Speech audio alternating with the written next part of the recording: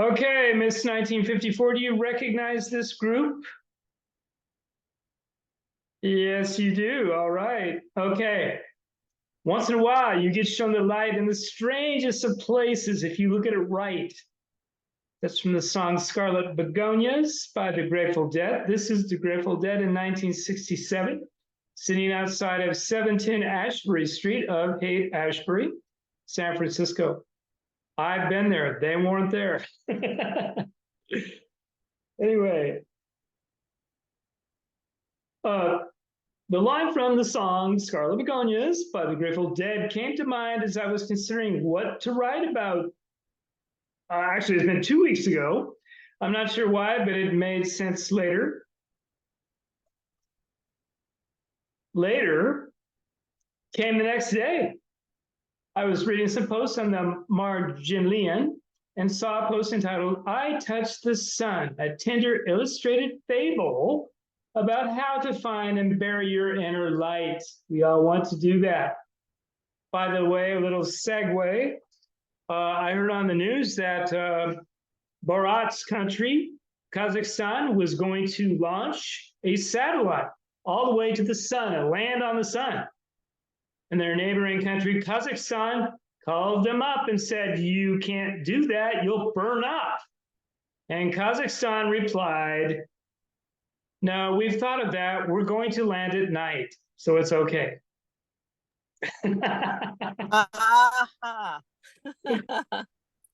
Okay, this is slide 3, isn't it? Yes. Yes, that's hilarious.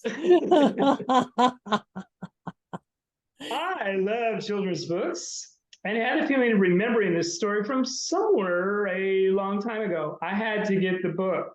As you can see, I did. The thing is, the book was written in 2023, so I couldn't have remembered it. I looked for a Kindle edition, but it was only available in hardback. I wouldn't have received the book in time for my talk. Actually, I would have by now because that was 2 weeks ago. I decided to search at it on Chaucer's Bookstore, the only bookstore in Santa Barbara. And there it was.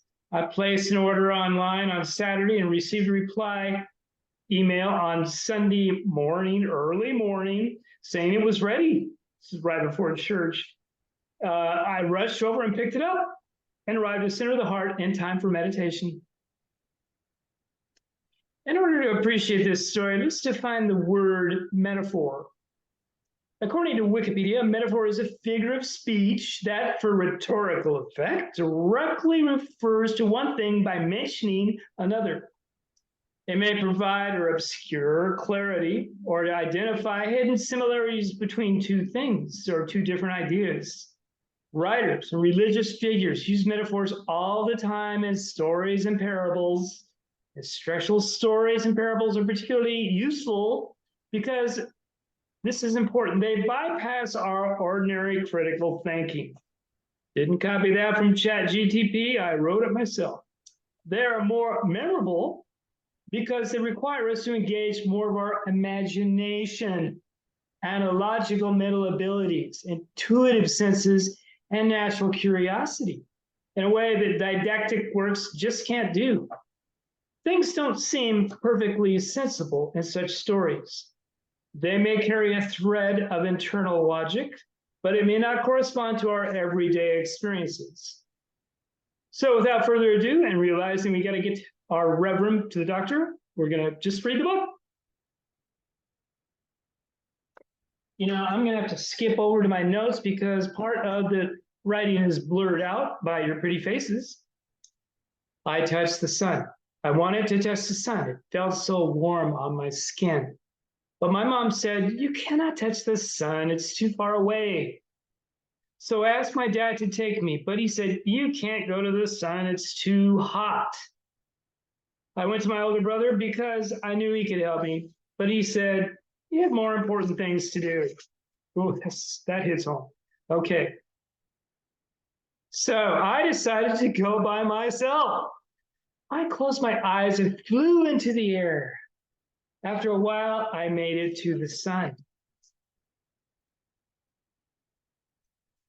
Hello, sun. Hello, boy. Notice how my voice got deep.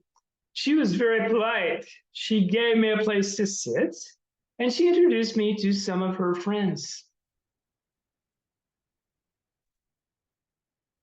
Then she showed me where she worked. Is everywhere.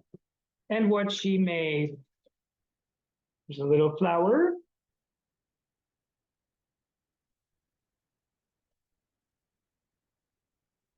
Hold on a minute. Sorry.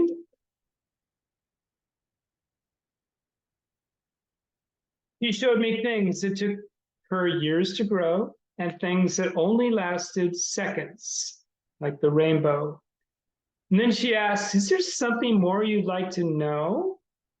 And the boy said, I'd like to know where you go at night and what you dream about. I said, oh, said the son, I never dream, because when it's night for you, I am always shining somewhere else. What about you, boy? She asked. At night when you are away, I dream, I told her. Sometimes I soar over the mountains or feel so happy when I'm playing outside. But sometimes my dreams are dark and scary. I've always wondered what it's like to dream, said the son. You are very brave to share these thoughts. Can I ask you one more thing, son? Of course, she replied. Could you tell me where your light comes from? It comes from inside, she said, and she pointed to her belly. Then she extended one long, bright arm towards my chest. You have a light too, boy, she said. It's in here. When she touched my chest, the light began to glow, not too hot, but just right. It felt like a little sun inside.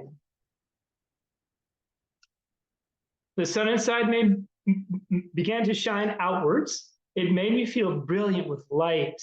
Ooh, like I could wake up the world with just my touch. But it was getting late.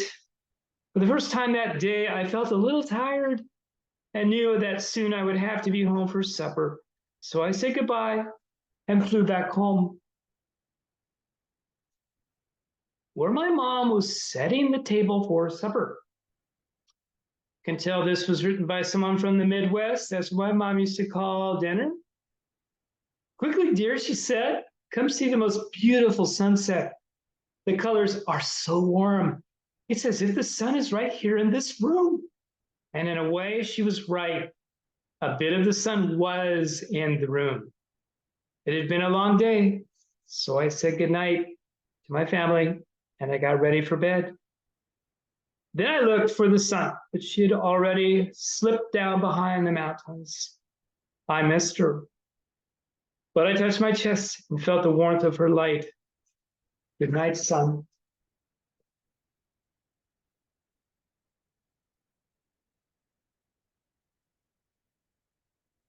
Stories and parables can be multivalent.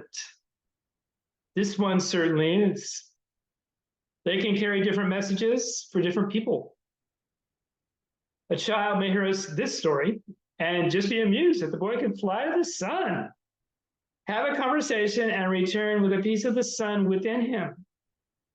An adult, considering the story from a secular point of view, might marvel at the suggestions of space travel and exploration, see the boy as a scientist, considering the building blocks of fusion.